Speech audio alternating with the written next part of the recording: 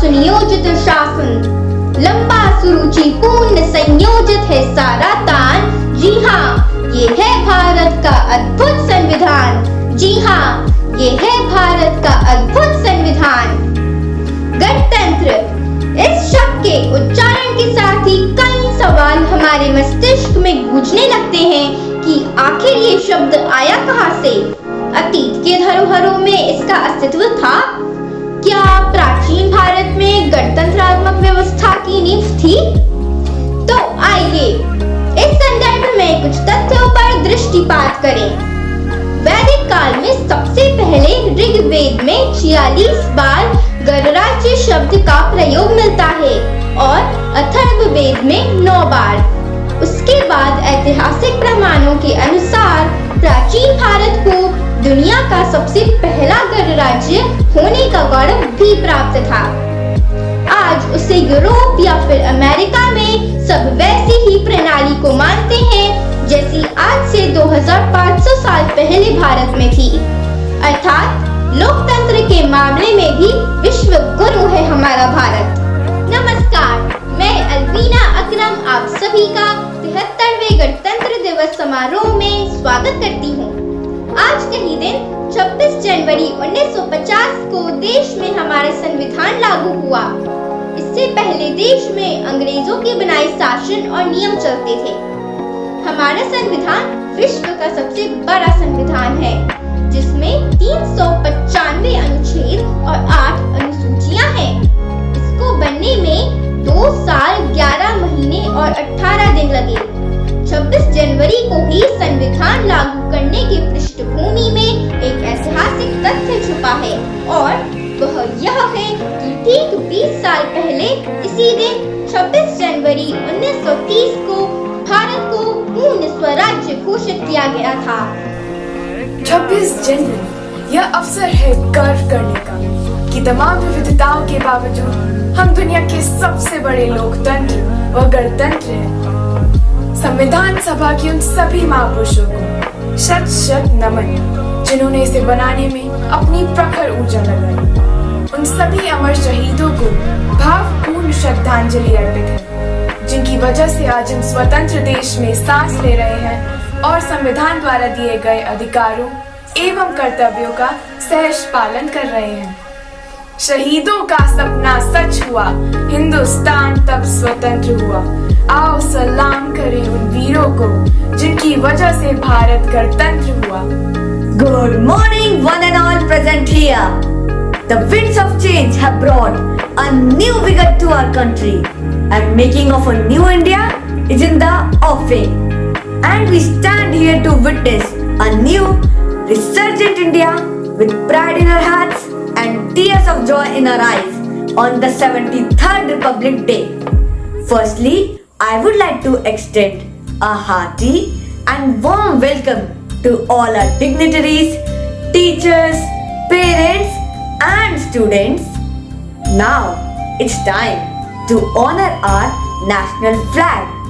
So I would like to request our Honorable Director Shri Vijay Kumar Gulati sir on the stage to mark the 73 years of being into the Republic of India. My flag, my pride. With this message in our hearts, let's stand together to celebrate this prestigious day.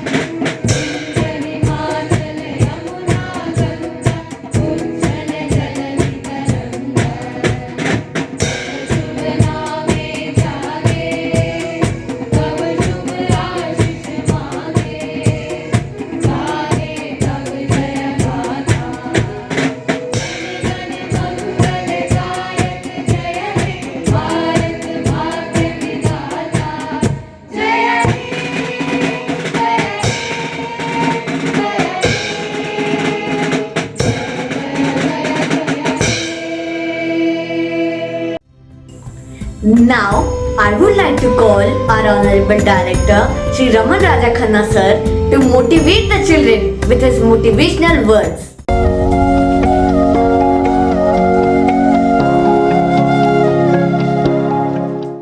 Dear students, teachers and parents, good morning to all of you.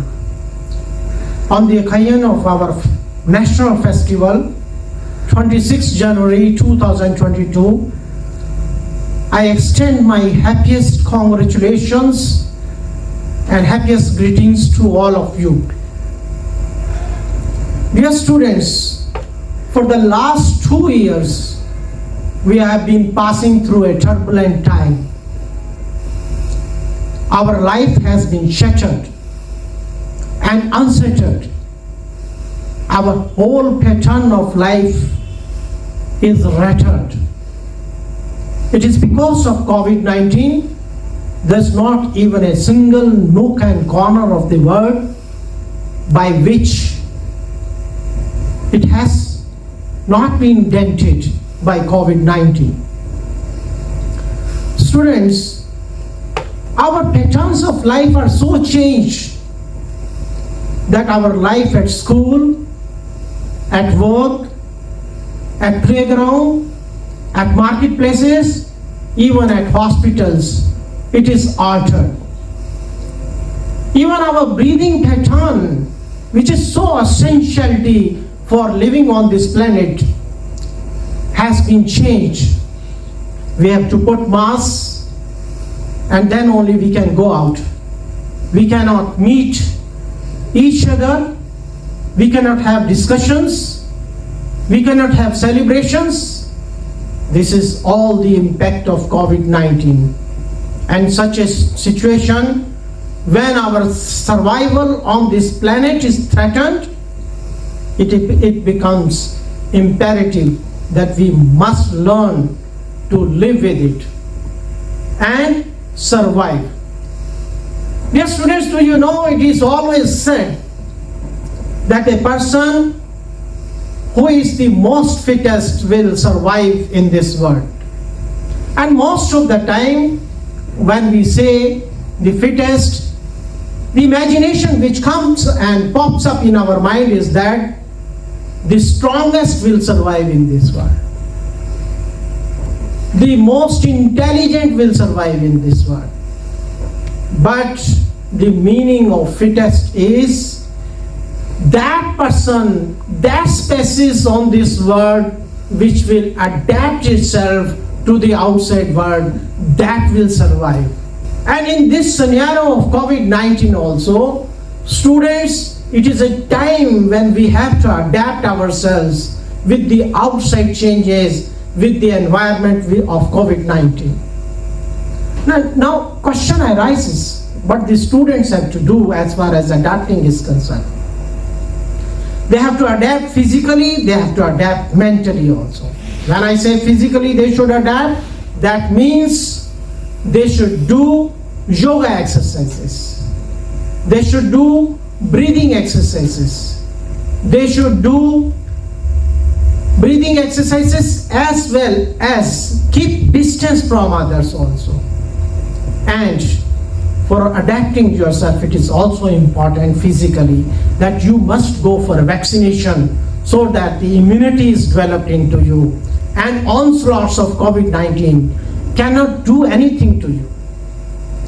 As far as mentally is concerned, you have to adapt yourself to the online classes also. Besides that, mentally you have to become strong in life. You have to have positive thoughts in your mind. The thoughts can break or make a person. If you are having negative thoughts, then you may be going into depression. You may feel stressed. But if you are having positive thoughts, that this will also pass away. This storm of COVID-19 will also pass away. When you are having such type of thoughts, then with the positive thought, With that sword, you can cut all stresses and all depressive thoughts also. Students, in our life, we may be having pleasure and pain. We may be having sunshine and rain. We may be having losses and gain. But remember, the sun will shine again, and we have to keep a smile on our faces again and again. This time will not remain forever, because अगर हम आज बिखरे हैं तो कल निखरेंगे भी. ढला है आज जो सूरज, वो कल निकलेगा ही, निकलेगा ही, निकलेगा ही. With that, once again, I wish best of my wishes to all the students on the occasion of 26 January 2022. Thank you very much. Thank you so much, sir, for your heart-touching words, and we will surely try to implement the same in our life. Music gives soul to all the celebrations and life to everyone. Now moving on to our first program is a beautiful and melodious song. Let us invite the school choir to feel the charisma, the aura by their melodious voice.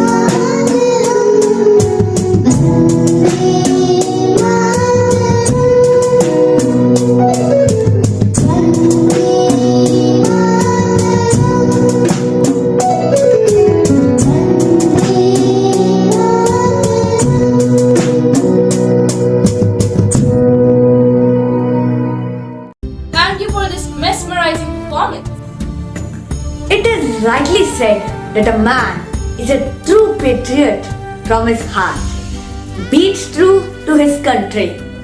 Now, I would like to call Diya Singh from class 12 to help us explain the importance of this festival. The Constitution is not a mere lawyer's document. It is a vehicle of life, and its spirit is always the spirit of the age. My warm greetings to the honorable dignitaries, our directors, Shri Raman Raja Khanna sir and Shri Vijay Kumar Gulati sir, our principal, Miss Vibha Khanna ma'am, academic director, Miss Renu Srivastav ma'am, our beloved headmistress, Miss Shivani Tripathi ma'am, our respectful coordinators, beautiful teachers and dear parents. First of all, I would like to wish you all a very happy Republic Day. For every citizen of India, 26 January is an eminent day, as on this day, the Constitution, which was drafted by the Constituent Assembly, was enforced and enacted on the people of India, and India became a democratic republic. The Republic Day parade is one of the few things that we look out to watch on the television.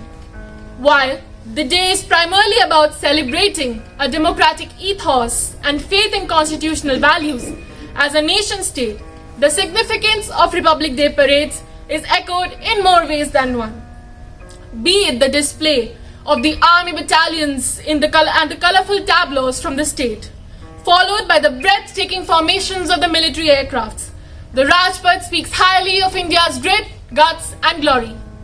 Dear audience, you must all also be delighted to know that this year an all-women bike team of BSF, Seema Bhavani, will also be showcasing their daredevil stunts on the Rajpath. Dr. Rajendra Prasad, the first President of Independent India, stated, "The objective of our republic is to secure justice, liberty and equality for its citizens, and to promote fraternity among the people who inhabit its extensive territories, follow different religions, speak various languages and observe peculiar customs. Our future program includes eradication of disease, poverty and ignorance. It is essential that to achieve this, we must safeguard the freedom that is ours today." But unfortunately, today India ranks 83rd in EIU's Democracy Index, holds 86th rank in the Corruption Perception Index. The crime rates have also increased according to the latest reports by NCRB, and over 20 crore Indians go to sleep on an empty stomach every day.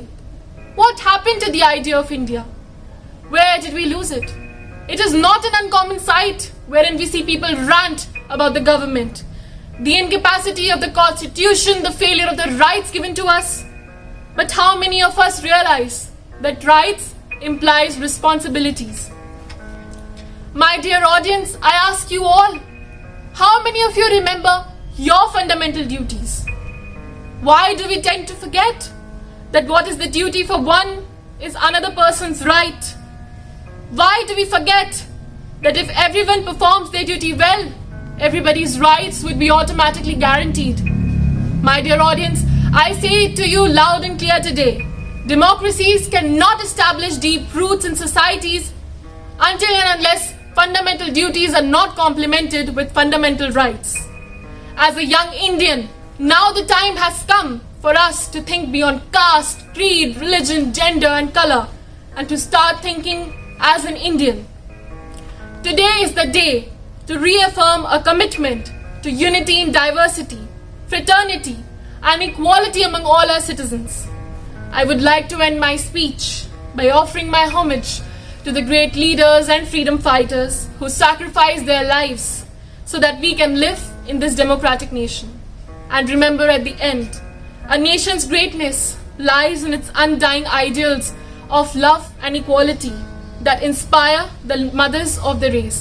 Jai Hind, Jai Bharat, Vande Mataram. Thank you so much, Dia. You rightly portrayed the true emotions as a true patriot.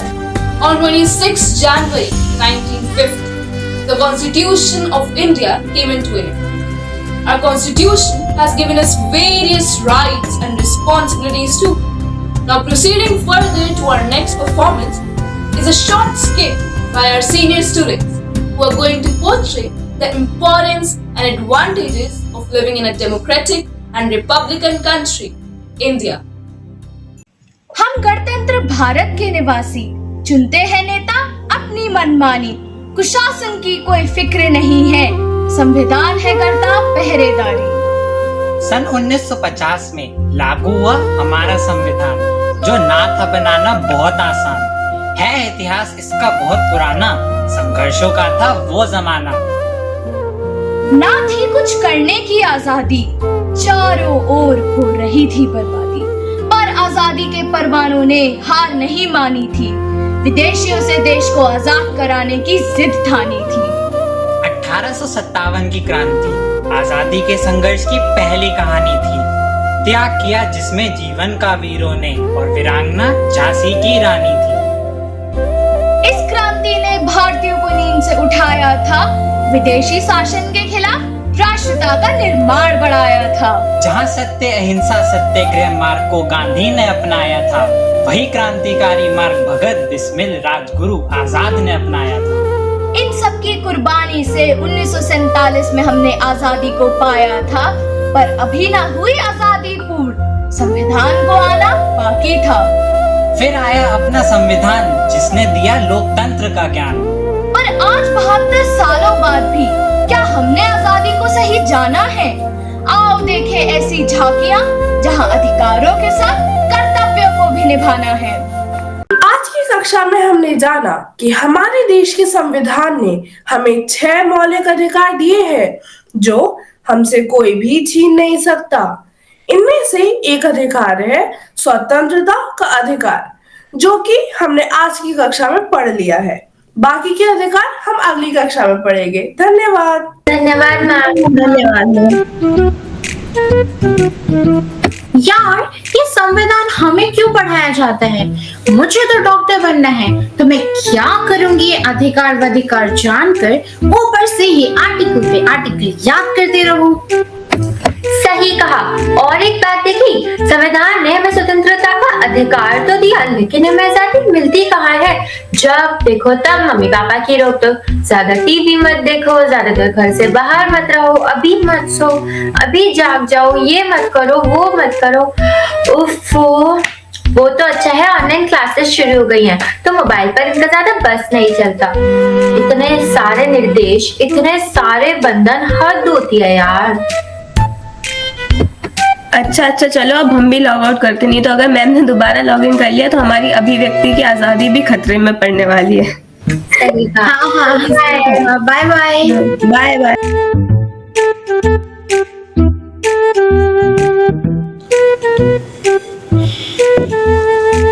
बेटा उठ जाओ, तुम्हारी कक्षा का समय होने वाला है। अलार्म भी बज बज के बंद हो गया है।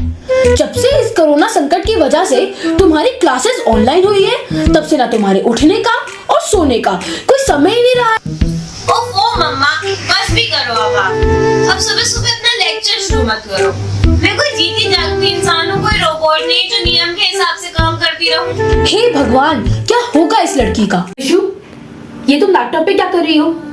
ये तो तुम्हारी कक्षा का समय है। ओफो मम्मा, आपको भी हर बार मेरे पे नजर रखनी होती है। आज कल कक्षा में संविधान चल रहा है और मेरा वो सब पढ़ने का मन नहीं है, तो बस मैं सीरीज देख रही हूँ। ये बिल्कुल गलत बात है बेटा। सभी कक्षाएं नियमित और निर्धारित समय पर ही करनी चाहिए। और फिर संविधान के बारे में तो हर एक को पता ही होना चाहिए। उसमें लिखी गई हर एक बात, खासकर मौलिक कर्तव्य और मौलिक अधिकारों के बारे में तो हर एक को पता भी होना चाहिए और मानना भी चाहिए। आजादी की बात आप तो करो ही मत मम्मा, कल ही पढ़ा है मैंने। संविधान हमें आजादी का अधिकार देता है, लेकिन क्या हम आजाद हैं? आप ही बताओ, मैं भी तो भारत की नागरिक हूँ, क्या मेरे पास भी यह अधिकार है? बिल्कुल है। बस तो अब आप मेरे आजादी के अधिकार में खलल ना डालें और मुझे उसे अपने जीने के अधिकार को एंजॉय करने दीजिए। सुनो जी, इस लड़की ने तो मेरी नाक में दम करके रखा है। इसकी दुनिया बस मैं, मुझे, मेरा तक ही सीमित रह गई है। पता नहीं आजकल के इस पीढ़ी को होता क्या जा रहा है। ये हमेशा अपने अधिकारों की, अपनी मांगों को बिना शर्त पूरी होने की ही क्यों बात किया करते हैं। इनको अपने कर्तव्यों का ध्यान है ही नहीं। कितनी स्वार्थी होती जा रही है ये पीढ़ी। मैंने सुना जो कुछ भी अभी अभी हुआ, जो तुमने कहा वो सच तो है, लेकिन वो पूरा सच नहीं है। ये पीढ़ी बहुत ही ऊर्जावान और व्यवहारिकता के काफी करीब है। ये पीढ़ी आंखें बंद करके किसी को भी और कुछ भी मानने को तैयार ही नहीं है। इस पीढ़ी की आंखें खुलवाना भी अब हम माता पिता की ही जिम्मेदारी है। चलो एक तरकीब आजमाते हैं, सुनो। अरे वाह, तरकीब तो बड़ी निराली है, पर क्या ये काम आएगी? अरे ना आई तो ना सही, फिर से कोशिश कर लेंगे। अरे बच गए, मम्मा ने उठाया क्यों नहीं? और आज तो कक्षाएं भी थी और टेस्ट भी, अब तो गए काम से। लेकिन मम्मा है कहाँ? मम्मा कब से बुला रही हूँ मैं, कहाँ थी आप? भूख लग रही है, जल्दी से कुछ बना दो ना प्लीज। ओह अच्छा, सॉरी बेटा, मैंने सुना नहीं था। अरे तुम ये लो, ये देखो। मम्मा मैंने तो कुछ खाने के लिए मांगा था, ये तो आधार कार्ड है आपका, इसका क्या करूँ मैं?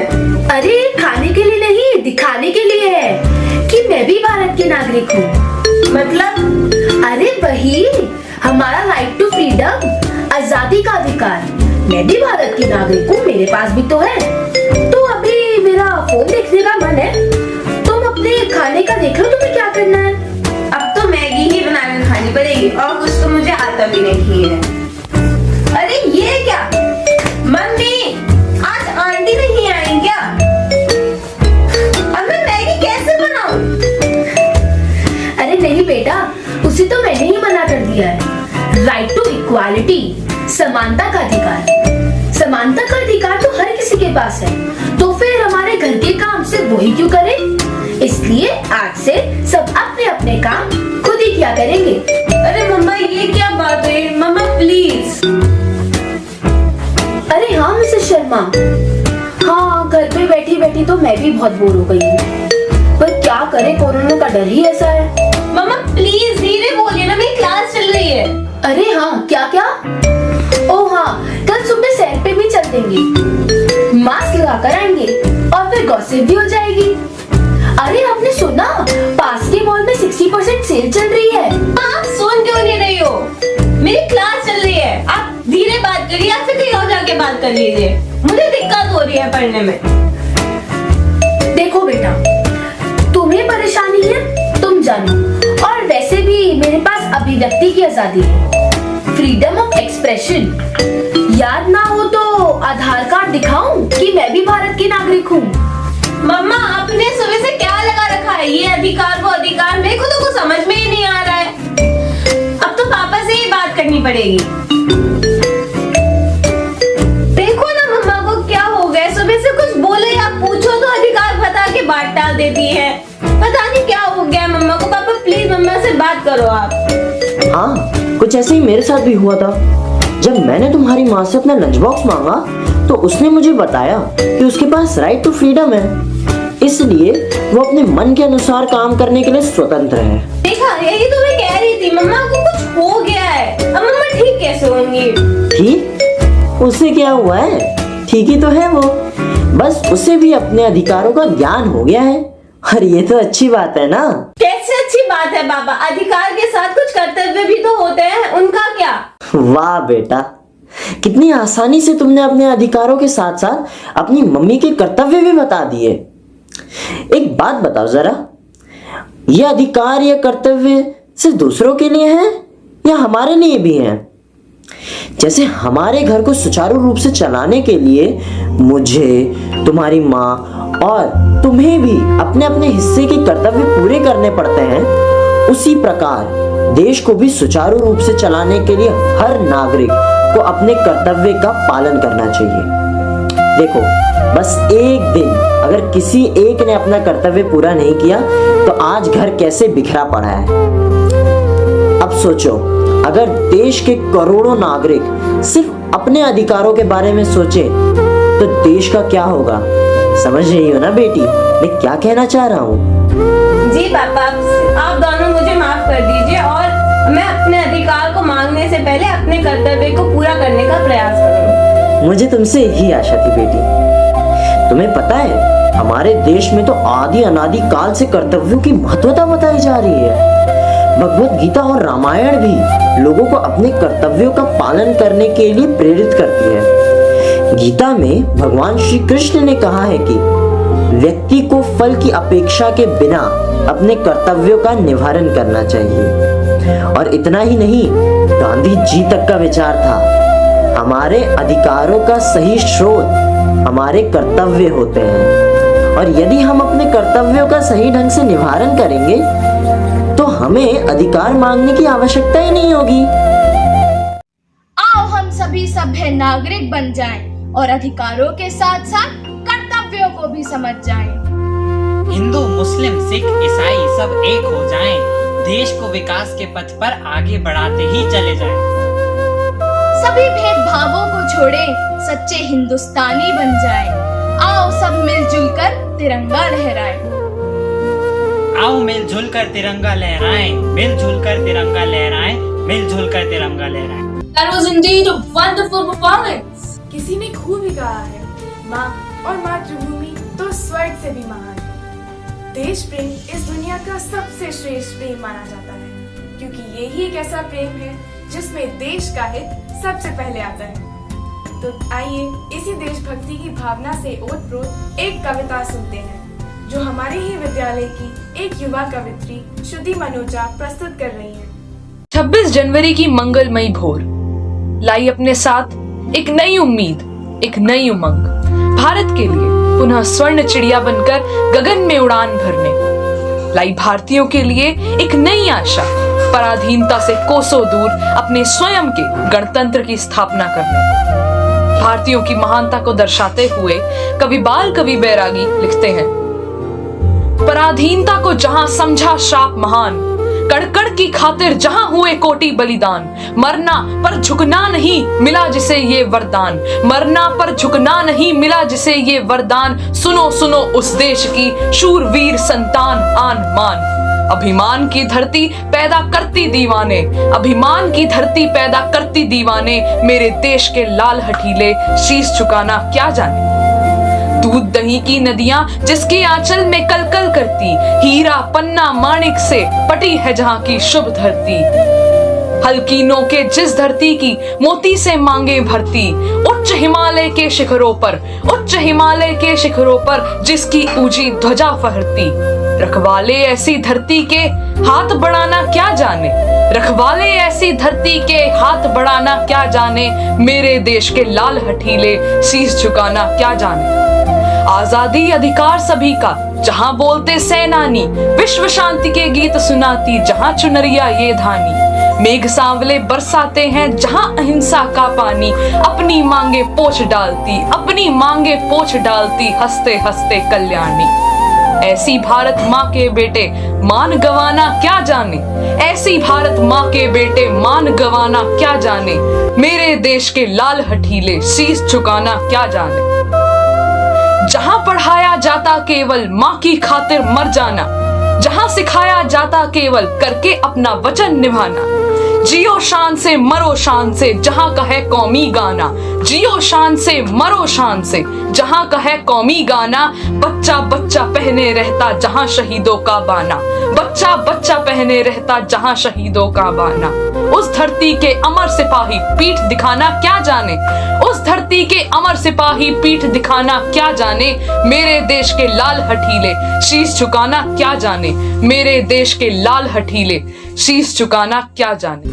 धन्यवाद श्रुति, आपकी कविता ने हमारे मन को देश प्रेम के जोश से भर दिया है। Dance is an art and an expression which cannot be said but can be expressed.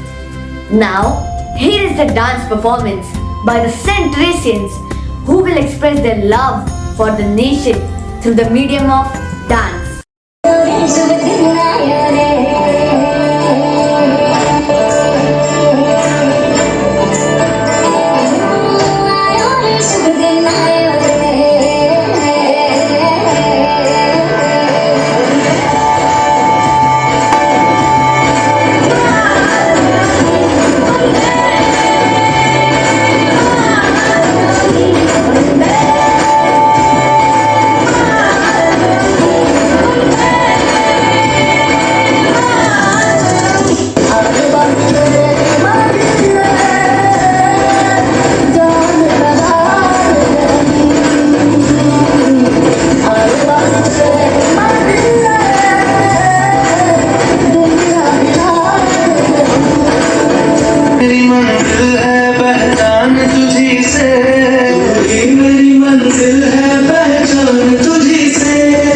छू मैं जहाँ भी मेरी बुनियाद रहे तू, छू